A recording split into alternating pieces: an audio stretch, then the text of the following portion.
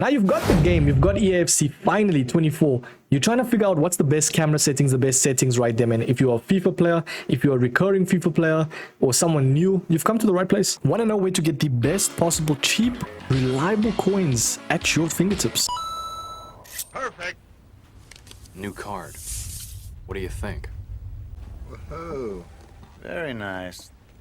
Look at that. Look no further than MMOEXP. Link is down below, top of description. Use code META for 5% off. What it do, ladies and gentlemen, man? Hopefully you guys are doing absolutely well, man. I'm doing amazing. Finally, we've got the game, man. Finally, we've got the game. Today, I'm gonna actually showcase the best settings, the best camera settings. Just trying to kind of like summarize, make a synopsis of the best camera settings, the best overall game settings that you can use in Ultimate Team, man. These are very, very important, man. A lot of people overlook settings, so you have to check it out, man. We're gonna get right into it. Smash a like, subscribe. The very first one, it is preset. Now, preset is basically a pre-selected obviously outcome on all the different settings.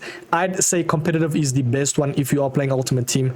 I feel like it's a little bit too assisted if you go custom, but it doesn't really matter. It's redundant because essentially it's always going to be on competitive when you're playing online games right there, man. We're going to move over right there. We don't need auto shots or assisted headers because that will be on off when you're online. We got shot assistance. Now this is a new one they've added, if I'm not mistaken. A shot assistance basically means like more manual than manual, because you've got assisted, which obviously you do not want to do. Let's just be honest, you want to at least have control of all your shots.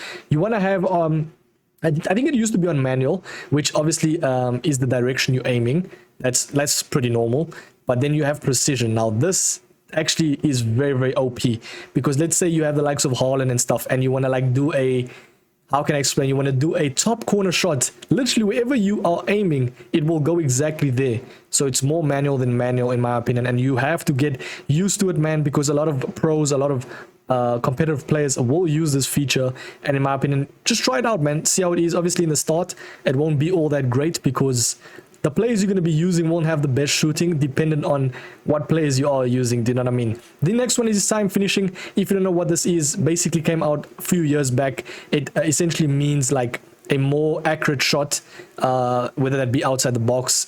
Green means perfect. White means there's no outcome on the shot.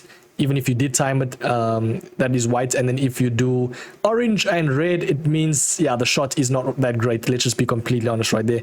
So yeah, time finishing, in my opinion, is very important. Let's say a player has, there's a lot of defenders at the back. Oh my days. And you want to try get a shot on. The best thing to do is shoot outside the box, and time finishing is perfect for that, bro.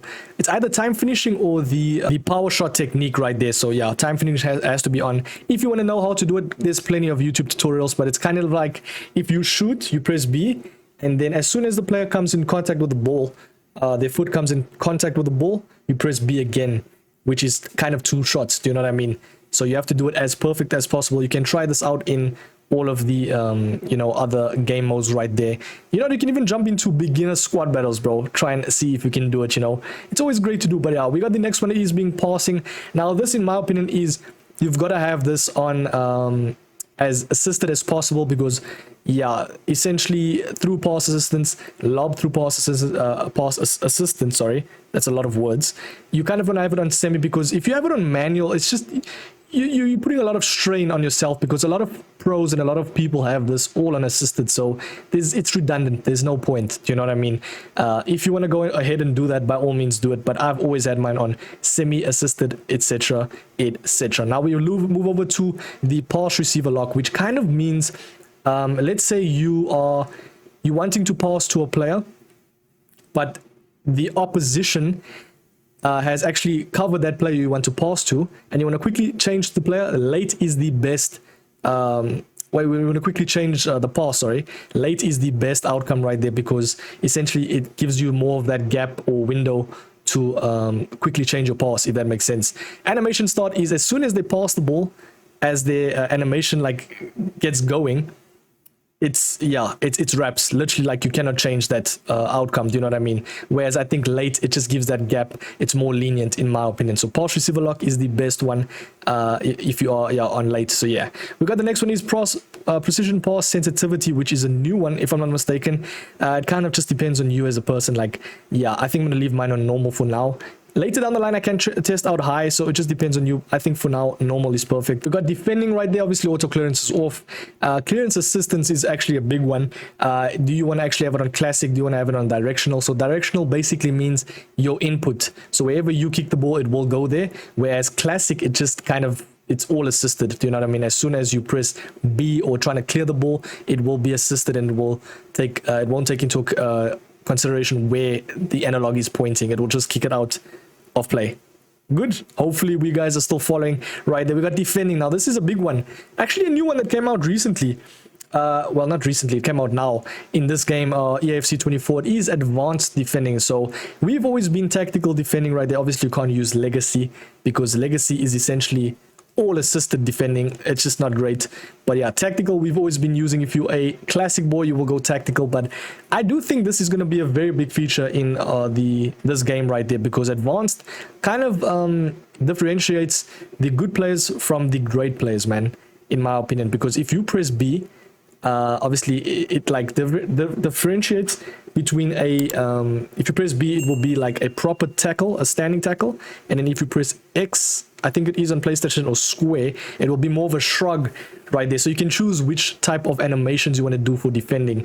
So I'd say it's a very, very effective thing right there, man. If you don't want to get a card at a certain time, if you want to shrug a player off, etc., etc., I feel like it's a very, very good defending technique right there, man. So it's kind of tactical with a bit of, you know, spice. But if you don't want all that, man, and you just want the B button to be your basically mainframe of defending, then by all means just use tactical defending right there, man.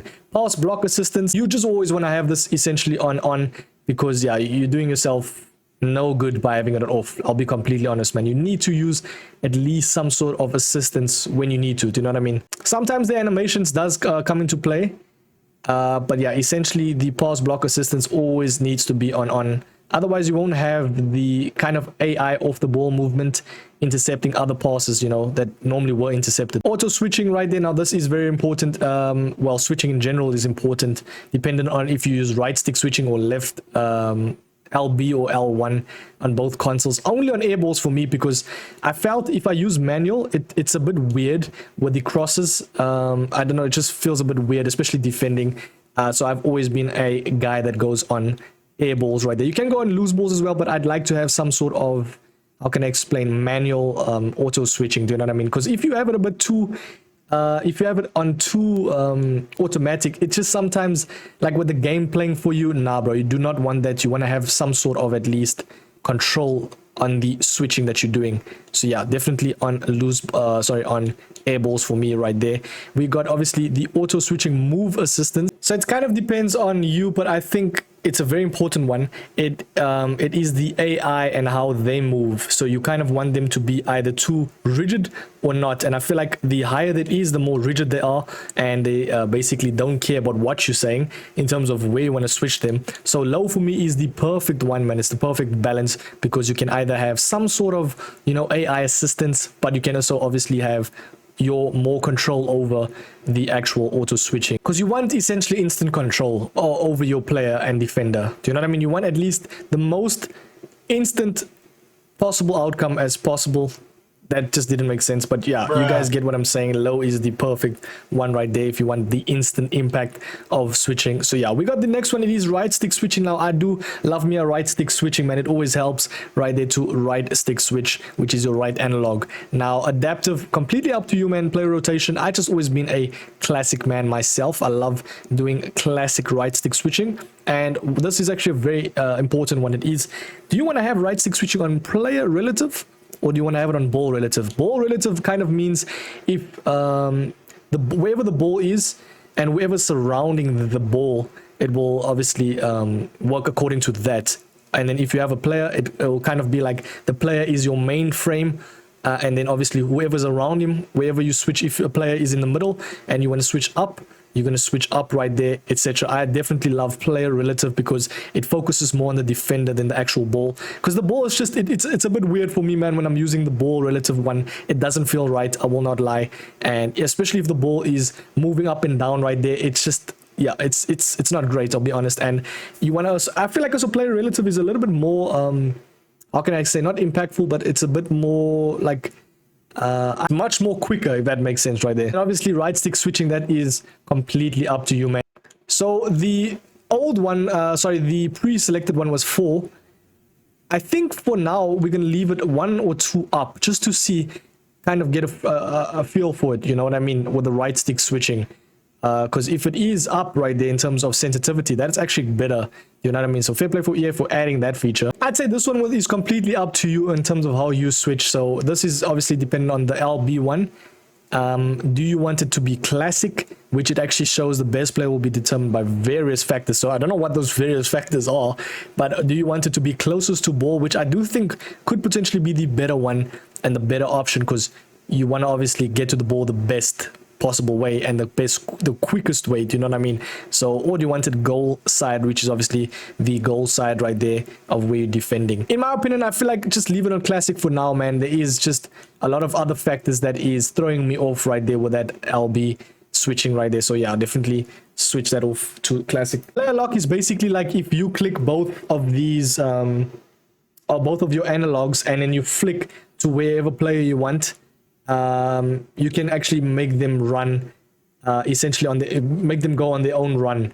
It's very, very effective, I cannot lie, especially if you want to try and throw your opponent off. So you can have it on right there. I will personally have it on sometimes if I'm in a very, very competitive game and I want to try and be unpredictable and also be a bit more like savvy with my play. I will have player lock on right there. So icon switching I just never ever done. You will see it's like it shows arrows when they're running. It's just not great, bro. I'll be honest, it's like the B-Tech player lock, bro. Completely honest right there, man. Leave this on off. Trust me, you're better off leaving it on off. Orbit dribbling is actually a new one right there, which is if you hold L1 and L2 on PlayStation and basically shield the ball, they shield the ball much better, in my opinion. I feel like it's brilliant for hold-up play right there, man. You know, like how Lukaku was in his prime. Kind of like hold-up play right there. Wait for a player to run. So essentially, if you're doing a player lock run, and you have orbit dribbling on right there, it will be absolutely amazing because you can shield the ball while your player is running and then turn quickly, chip, pass, etc, etc. It's amazing stuff, you know, to obviously try and score some goals. Fair play for EA for adding these different outcomes right there, and we are almost close to the end. These save assistants, don't really care about this, I'll be completely honest. It's just always been a default for semi right there, I'll be completely honest. And in analog sprint, this one's very, very important. Leave it on off because you want to have at least the most instant impact of running right there. You want to have the highest, the fastest outcome of running, because if you have it on, it basically means the more you press it, the more it runs. Like it will gradually increase. None of that, bro. I'm having mine on off, bro. Straight up, that is the settings, boys. Tell me if you agree, if you're going to put these settings on right there. Hopefully this has helped. In my opinion, it's the best settings out right now, man. So yeah, definitely check it out. By the way, the camera as well was the main one, which you are seeing right now. It is tele-broadcast for me, personally. I play tele-broadcast because I've always played it. It's like kind of the most... I'd say it's the best one, bro, in terms of seeing everything. You know what I mean? It's not too zoomed out. It's not too zoomed in. You can skill nicely. It's just amazing, bro. I'll be honest. Tele-broadcast. I'm glazing a camera option, bro. I can't lie. Nonetheless, though, don't know what is tactical focus. I don't know what all these other settings are, but just leave tele-broadcast on right there.